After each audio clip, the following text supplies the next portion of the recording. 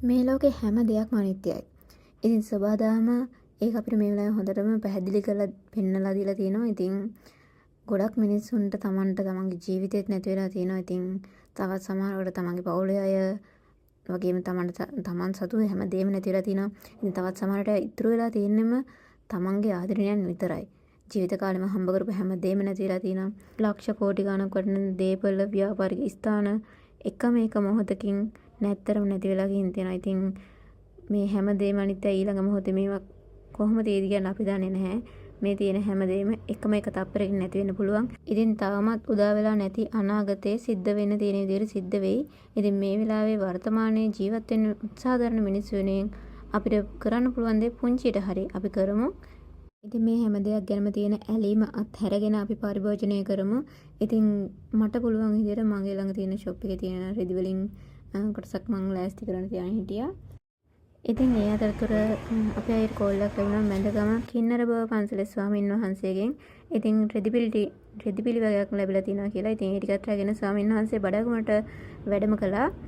ඉතින් එතන තියෙන සීතලට අඳින්න පුළුවන් රෙදි. ඉතින් මේ දෙසැම්බර් කාලේ මේ කාලේ කොහොමද සීතලයි. ඉතින් පස්සර කියන්නේ සෑහෙන සීතල ප්‍රදේශයක්. ඉතින් ඒ අයට ගොඩක් වටින රෙදි ටිකක් තමයි මේ හම්බ වුනේ. ඉතින් අපි ඒ ටික පිළිවෙලකට වෙන වෙනම අසුර ගත්තා. ඒ අතරතුර අපිට බඩගමර ප්‍රදේශනුත් කීප දෙනෙක්ගෙන් රෙදි පිළි ලැබුණා. ඉතින් ඒවත් අපි වෙන පිළිවෙලකට අසුරගෙන අපි ගිය අගර තැනට මේ රෙදි ටික බාර දෙන්න.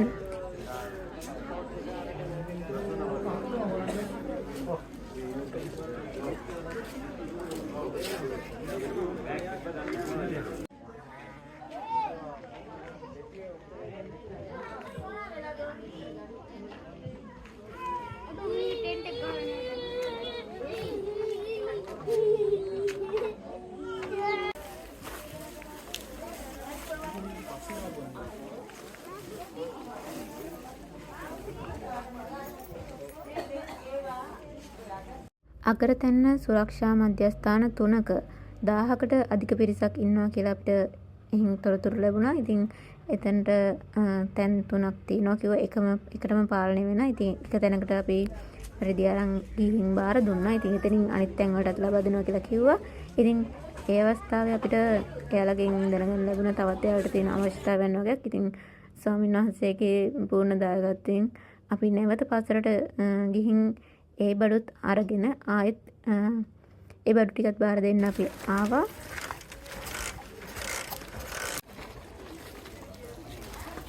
මේක මෙහෙම දෙන්න ජනිත් අය පොඩි ළමයි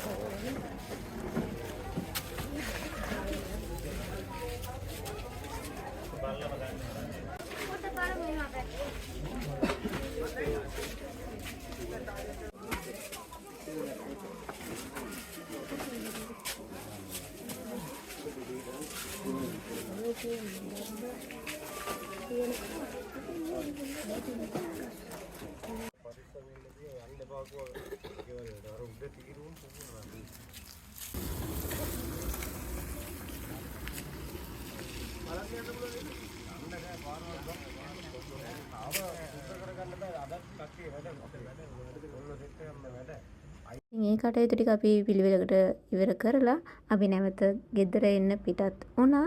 ඉතින් ඒ අතරතුර අපිට ආචාර්යින්වත් හම්බුණා. ඉතින් ඒ ආච්චි අර අපි එතන සුරක්ෂා මධ්‍යස්ථානටත් ඒ හිටපු සුරක්ෂා මධ්‍යස්ථානටත් එහා තවත් ඈත ඉඳලා පයින් වෙන ගමන් හිටියේ. අපි ඒ ආච්චිව දානවා. ඉතින් ආච්චිලා නායකගේ තැන් ගැන කතා ගොඩක් කිව්වා. ඒ අතරතුර අපි නායකගේ අටේ කණුව ප්‍රදේශයටත් ගිහින් ගියා. ඉතින් ඒ තැන්වල මේ දවස්වල පාර පිළිසකර කරමින් සෑහෙන වෙසක් දරන ගමන කටයුතු පහසු කිරීම සඳහා.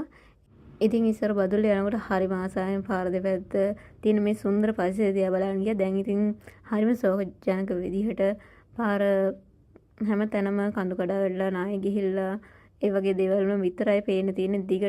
දිගටම එක යායට නාය ගිය තැන්ම තමයි තියෙන්නේ. ඉතින් ලොකු විශාල ගල් ප්‍රමාණයක් වැටලා තියෙන පාර මැදට හැම තැනින්ම වගේ තැනින් තැනට ඇතරම දිගටම ගොඩාක් තැන්වල එක දිගටම වගේ වැටලා තියෙනවා. ඉතින් හරිම ලස්සන ප්‍රදේශයක්. ඉතාමත් පුංචි කාලයකින් බලන්න බැරි තරම් ආපදාවක් වෙලා තියෙනවා. ඉතින් මේ ලස්සන පරිසරය නැති වෙලා ගියා වගේම මේ ආපදාවට ලක් වෙච්ච පරිසරය නැවතත් තිබුණටත් වඩා ලස්සනට ගොඩනැගේවි කියලා අපි විශ්වාස කරනවා. ඉතින් මොකද කිසිම දෙයක් ස්ථිර නැත්නම් ඒ දෙත් අනිවාර්යෙන් වෙන්න ඕනේ. ඉතින් අපි හැමදේම තිබුණටත් වඩා හොඳට ගොඩනගාගමු. ඉතින් මේ වෙලාවේ විශේෂයෙන් ස්තුති කරන්න ඕනි මාතර ජනතාවට. අපි දවසට විශාල ප්‍රමාණයක් දකින්න මාතරින් වාහන එනවා සහන ආධාර රැගෙන. ඉතින් දුරකතර ගෙවාගෙන බඩු ලොරි පුරවගෙන බදුල්ල ජනතාවට උදව් කරන්න මේ වෙලාවේ එන එකට හදවතින්ම කරු කරනවා.